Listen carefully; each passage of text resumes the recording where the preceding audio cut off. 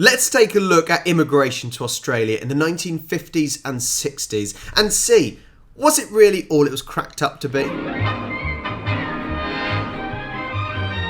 The music straight away makes me think that this is more or less like a tourism advert where they want people to come.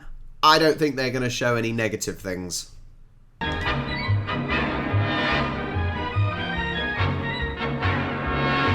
That's an awesome scooter. It's Manly Beach, one of the world's great surfing beaches, not far from the spot where the first British settlers landed in Australia more than 175 years ago. And even in those hard-living days, landings could hardly have been less comfortable than this.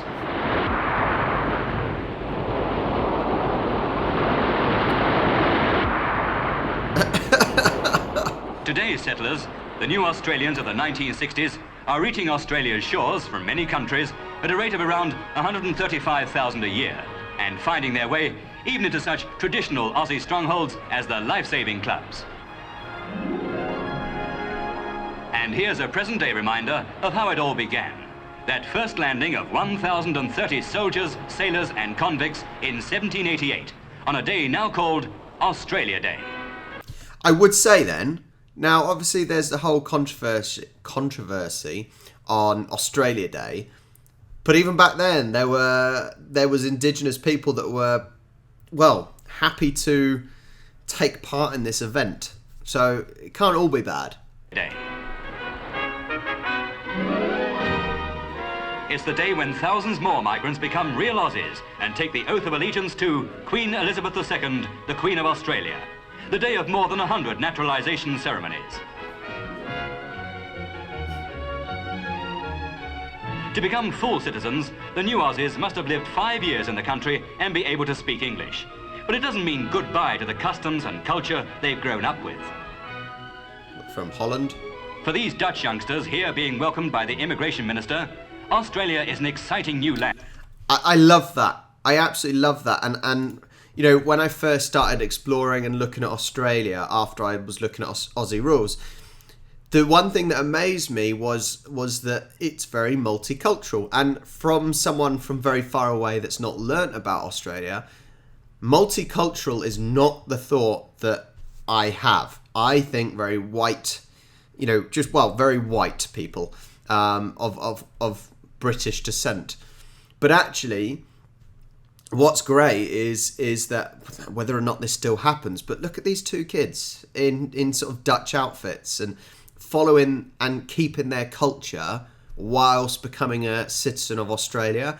And I'm hoping that happens still now, where people from whatever country they've come from don't lose their culture, you know, and what they're doing is expanding the culture of Australia, basically. That would be a great thought.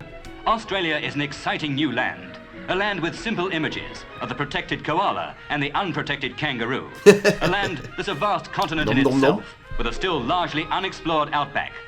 The migrants themselves are helping to change the face of Australia. They work on new dams.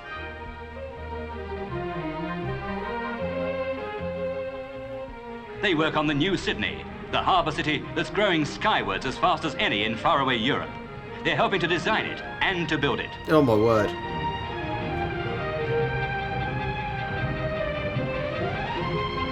Sorry, but yeah, I know we've got a bit health and safety conscious at the moment, but they had no health and safety back then.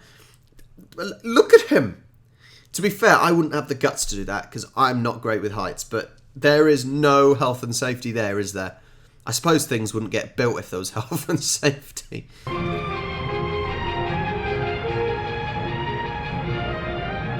This £6 million block in the city centre will house the New South Wales government offices. Its main tower, 34 stories high, the highest in the land. Wow. Not for this dogman, the great outback.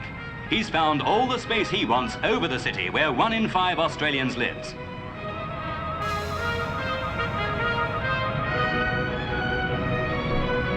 Oh my God, it's making me feel ill. For other new Australians, work on an older landmark, the Sydney Harbour Bridge. now the symbol to tens of thousands of incoming migrants of a new life down under.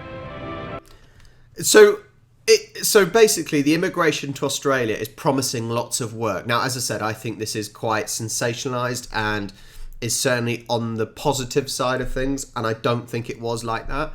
But it's offering lots of jobs, lots of manual work. You know, there are opportunities to work here because you immigrants are what is going to make this country bigger, better, stronger.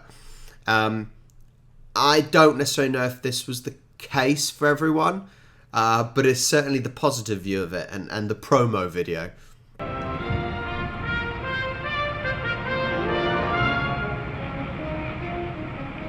He left England for Australia nearly 10 years ago.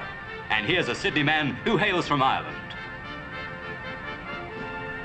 And a cuppa comes just as good, even when you're 12,000 miles away from the land of the tea break. Not all migrants are lucky enough to find the jobs they've dreamed about, but some do. Two ex-Royal Navy men from England, Peter Richardson and Norman Bickley, have landed on their feet, or rather fins, in this oceanarium at Manly. Peter was a frogman and Norman in submarines. Now they keep an underwater date 3 times a day with 2,000 fish and reptiles, including some 20 sharks and 2 stingrays. No, thank you. No, thank you.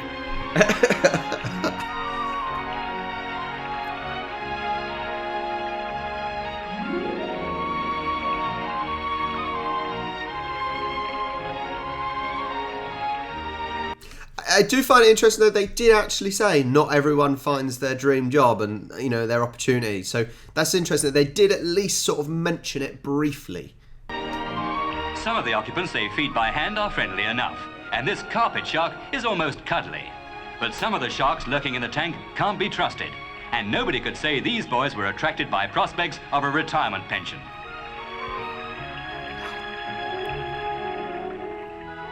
The motives of those who look for a new start in Australia are as varied as the migrants themselves. 2 million have gone there since the war, 1 million of them British. For half of the British migrants, the cost of the journey halfway around the world is £10 under the Assisted Passengers Scheme, and 2 out of 5 of them are being flown out by the country's international airline. It's interesting because South Australia has been recently doing, I think, similar, something like £10 flights from United Kingdom to South Australia to be fruit pickers because you need more fruit pickers. So the funny thing is that £10 palm is sort of coming back. I don't know how many Brits have taken up on that offer, but maybe it's back. Maybe there is going to be a new wave of POM in Australia. Crazy to think. For these families, it means a whole day in the air. A marathon flight from London in near 600 miles an hour hops between such places as Athens, Cairo, Karachi, Bangkok and Singapore. Some will find Australia far different from the country they'd imagined. Down there, Port Kembla, with one of the biggest steelworks in the British Commonwealth. And now, Sydney, and the start of a new life half a world away. They've come for jobs, a better climate, space in which to bring up their families. They've come with clear ideas and muddled ones. Some will settle, others will go back one day. Most, in the beginning, will feel their way.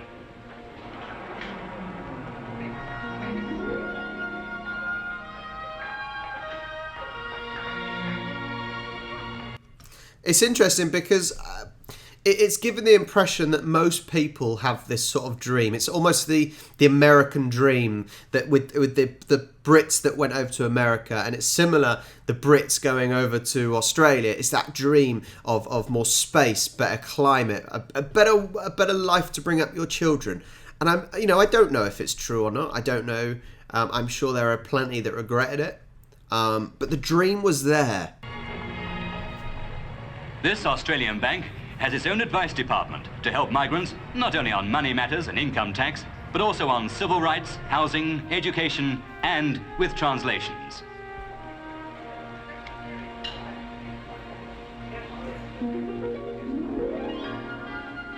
This couple from Europe have gone to live in Wollongong, a town just down the coast from Sydney. I just love Wollongong. I just love the name Wollongong. It's the best. It's the best. To grow with every day. For the husband, A job in the nearby Port Kembla Steelworks among men from 30 countries.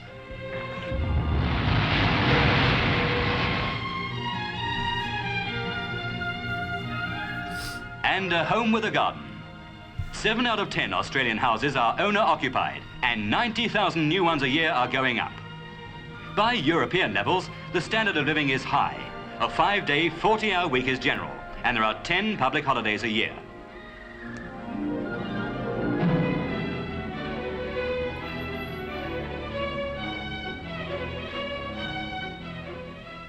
The cost of living is not much different from that in Britain, and Saturday morning in Wollongong is like Saturday morning in 1,000 places in Europe. For in this town, 9 out of 10 people are migrants. I've got a feeling the cost of living is slightly different. It's interesting because due to, with recent times, with fuel prices going up, with gas, electric prices going up, it seems that the food shop is still more expensive in Australia. However, petrol and diesel prices a hell of a lot cheaper in Australia. We're paying about, at the moment, it almost got to £2 in diesel and fuel and petrol, whereas you guys are about half that.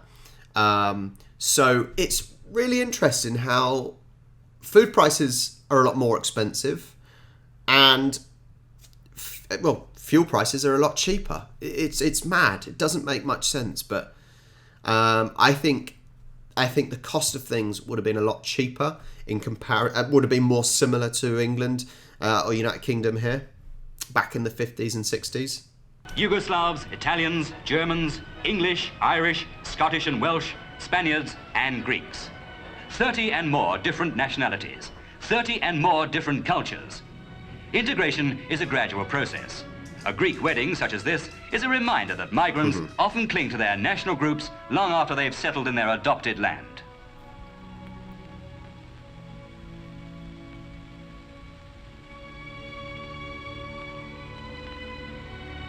But many can't wait to merge. For tens of thousands, it's back to school, to evening classes in English. To be a naturalized Aussie, the migrant must have what's called an adequate knowledge of English. And that means he must be able to make himself understood in ordinary conversation with Australians.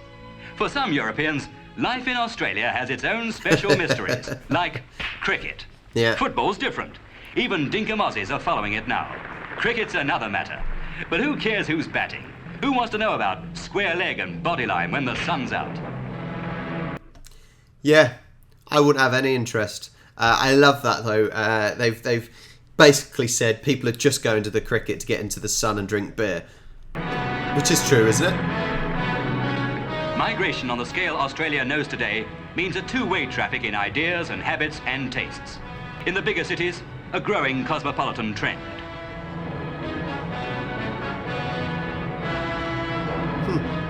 That's interesting.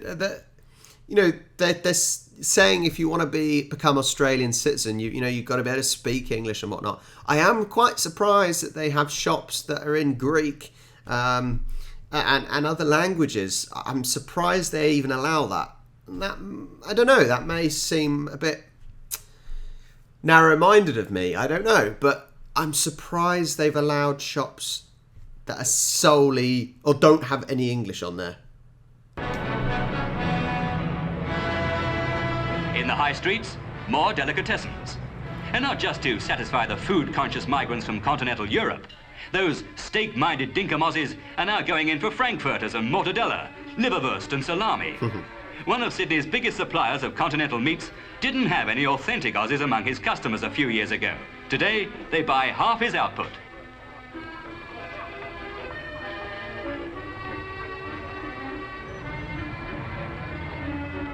With chefs from Europe among the new Australians and head waiters, eating out is a growing habit in the bigger cities, and Paris has nothing on some of the restaurants.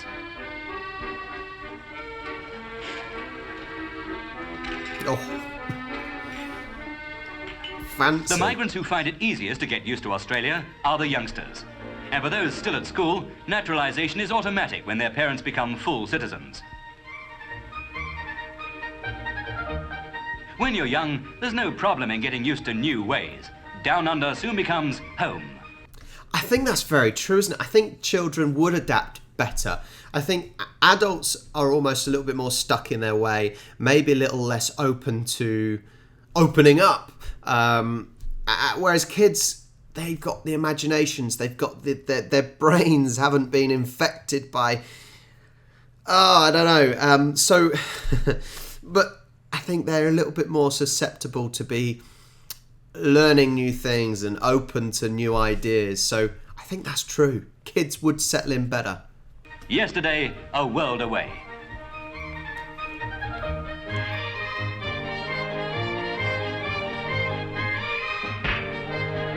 They merge naturally into a new generation of Australians. They become new Australians in a young country where space, except in the cities, is not hard to find. A country whose population of 11 million today may grow 6 times over in their lifetime. Well, I think Australia's on about 24 or 26 at the moment, isn't it?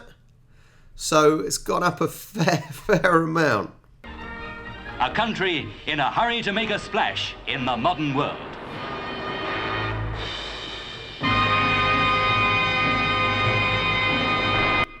There we go. A little look into the life of immigrants in Australia in the 50s and 60s. As I said, I think it's very on the positive side of things. I don't necessarily think it was like that for all immigrants. I don't think life was as easy as that, because I know there were things like holding camps and things like that weren't easy.